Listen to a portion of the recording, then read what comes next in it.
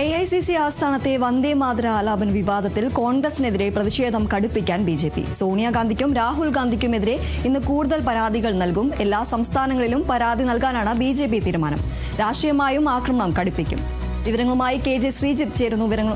ശ്രീജിത്ത്, എന്തായാലും വലിയ രീതിയിൽ ഇപ്പോൾ എന്തായാലും സോണിയാഗാന്ധിക്കും അതോടൊപ്പം തന്നെ രാഹുൽ ഗാന്ധിക്കുമെതിരെ പ്രതിഷേധം കടുപ്പിക്കാൻ തന്നെയാണ് BJPയുടെ തീരുമാനം. അതോടൊപ്പം തന്നെ നിയമപരമായി നീങ്ങാനും അവർ ആലോചിക്കുന്നുണ്ട്. എന്തൊക്കെയാണ് മറ്റു വിവരങ്ങൾ?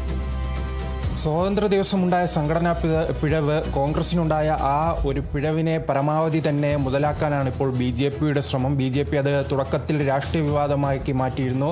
പല നേതാക്കളും വിമർശനം ഉന്നയിച്ച് രംഗത്ത് വരുന്നിരുന്നെങ്കിൽ ഇപ്പോൾ അവസാന ഘട്ടത്തിലെത്തിയപ്പോൾ അത് ഒരു നിയമ പോരാട്ടത്തിലേക്കാണ് ഇപ്പോൾ BJP കടന്നിരിക്കുന്നത്. ഇന്നലെ തന്നെ അമിത്ഷാ അടക്കമുള്ളവർ സോണിയാഗാന്ധിക്കെതിരെ വലിയ വിമർശനമാണ് ഉന്നയിച്ചത്. രാജസ്ഥാനിലെ ഒരു പൊതുപരിപാടിയിലായിരുന്നു സോണിയാഗാന്ധി പരസ്യമായി തന്നെ മാപ്പ് പറയണം, അതോടൊപ്പം തന്നെ ഇതിൻ്റെ രചയിതാവായ ബങ്കിം ചന്ദ്ര ചാറ്റർജിയുടെ അദ്ദേഹത്തെ തന്നെ ഇത് അപമാനിക്കുന്നു, ഈ നീക്കത്തിലൂടെ അപമാനിച്ചു എന്ന രീതിയിലുള്ള എല്ലാം പ്രസ്താവനകളുമായി ഒരു ഭാഗത്ത് BJP നേതാക്കൾ രംഗത്ത് വരുമ്പോൾ, അതോടൊപ്പം തന്നെ ഈ അന്ന് നടന്ന ദൃശ്യങ്ങളെല്ലാം BJP MP ആയ നിഷാന്ത് ഖാൻ ദൂബെ തന്നെ പുറത്തുവിട്ടിരുന്നു. സോണിയാഗാന്ധിയും അതോടൊപ്പം തന്നെ രാഹുൽ ഗാന്ധിയും എല്ലാം ഇതെന്തിനാണ് ഇത്തരമൊരു പ്രവൃത്തി ചെയ്തതെന്ന് സേവാദൾ പ്രവർത്തനോട് ചോദിക്കുന്ന ദൃശ്യങ്ങളെല്ലാം തുടക്കത്തിൽ പുറത്തുവിട്ട് അതൊരു വിവാദ വിഷയമായി തന്നെ മുന്നോട്ട് കൊണ്ടുപോകാൻ ശ്രമിക്കുന്നതിനിടയിലാണ് ഇപ്പോൾ സോണിയാഗാന്ധിക്കെതിരെ ഡൽഹി പോലീസിൽ പരാതി നൽകിയിരിക്കുന്നത്. ഹിന്ദുസേന നേതാവായ വിഷ്ണു ഗുപ്തയാണ് ഡൽഹി പോലീസിൽ പരാതി നൽകിയിരിക്കുന്നത്. അദ്ദേഹം പരാതിയിൽ പ്രധാനമായി ചൂണ്ടിക്കാണിക്കുന്നത് വന്ദേ മാതരത്തെ സോണിയാഗാന്ധി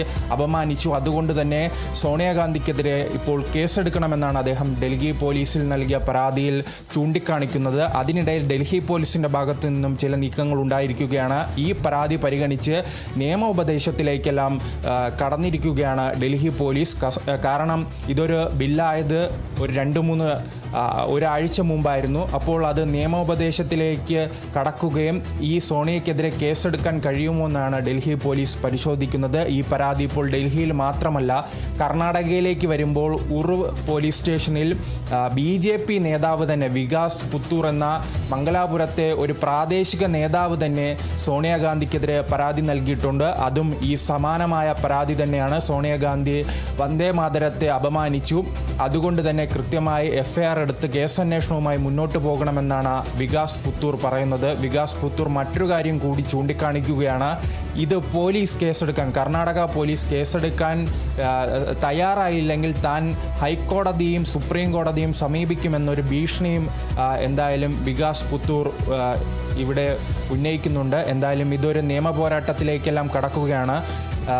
ഇതിനിടയിൽ തന്നെ കോൺഗ്രസിൻ്റെ ഭാഗത്തു നിന്നും ഇന്നലെ ചില നീക്കങ്ങൾ ഉണ്ടായിട്ടുണ്ട്. ഇങ്ങനെ ഒരു നിയമക്കുരുക്ക് വരികയാണെങ്കിൽ എങ്ങനെ അത് തരണം ചെയ്യാമെന്ന രീതിയിലുള്ള ചിന്തയും കോൺഗ്രസിൽ രൂപപ്പെട്ടിട്ടുണ്ട്. അതിൻ്റെ ഭാഗമായി ഇന്നലെ തന്നെ കോൺഗ്രസിൻ്റെ മുതിർന്ന നേതാവും അതോടൊപ്പം തന്നെ നിയമപണ്ഡിതനും നിയമ അഭിഭാഷകനുമായ എല്ലാം മനു അഭിഷേക് സിംഗ്വി അടക്കമുള്ളവരുമായി ഇപ്പോൾ കോൺഗ്രസ് നേതാക്കൾ ചർച്ച നടത്തിയിട്ടുണ്ട്. പക്ഷേ ഇതിനെ രാഷ്ട്രീയമായി തന്നെ നേരിടാനും കോൺഗ്രസ് മുതിർന്നിട്ടുണ്ട്. കോൺഗ്രസ് അത് മോദിക്കെതിരെയും അതോടൊപ്പം തന്നെ അമിത്ഷായ്ക്കുമെതിരെയും എല്ലാം തിരിച്ചുവിടാൻ, അവർക്കെതിരെ ഒരു വിമർശനം ഉന്നയിക്കാനാണ് എന്തായാലും കോൺഗ്രസ് ശ്രമിക്കുന്നത്. കാരണം ഇപ്പോൾ സ്വാഭാവികമായി തന്നെ പല വിവാദങ്ങൾ നരേന്ദ്രമോദിക്കെതിരെയും അമിത്ഷായ്ക്കെതിരെയും എല്ലാം പൊതുസമൂഹത്തിലുണ്ട്, രാഷ്ട്രീയ മണ്ഡലത്തിലുണ്ട്.